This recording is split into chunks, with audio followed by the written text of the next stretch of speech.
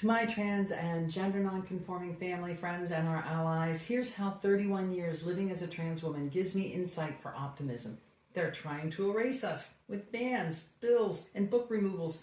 The erasure of our names and bodies, our existence from public life. They want us to feel like we're losing, to feel small and frightened and alone. But I need you to hear something and to really let this land.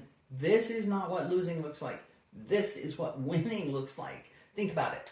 You don't pass hundreds of emergency laws to stop something that isn't happening, or dedicate billions of dollars and an entire political movement to erasing something that has no power.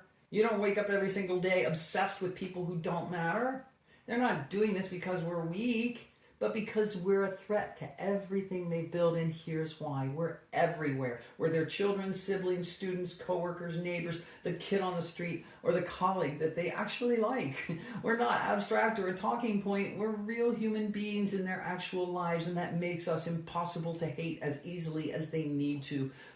We're also living proof that gender is more expansive, more nuanced, and more beautifully human than their rigid little boxes that they were handed and told never to question. And that's genuinely terrifying to someone who built their entire identity inside one of those little boxes. Because if we're right, and we are, then the rules they suffered to follow, the parts of themselves they buried, the lives they didn't let themselves live, all of that was for nothing. We didn't just come out, we held up a mirror.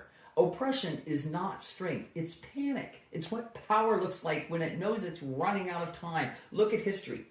Every group that's ever been targeted with coordinated, legislative, dehumanizing campaigns hasn't only survived, they've changed the world. We're in textbooks, they're in music and art. They won. Two-spirit people existed across hundreds of indigenous cultures for thousands of years before colonizers tried to erase them.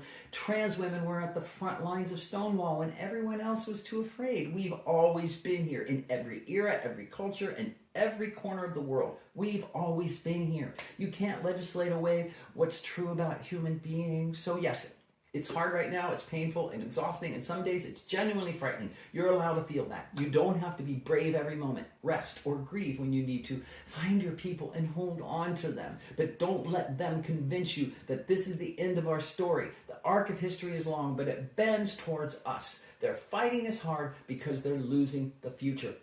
Look at the youngest generation. They see us and know us and grew up with us. They are us in greater numbers and with more confidence than any generation that came before. That's not a trend that reverses. That's a tide. We're not a moment, we're a movement, and we're not going anywhere. We're just getting started. I love you, I choose you, I love me, and I choose me. Stay in the boat, stay on the path.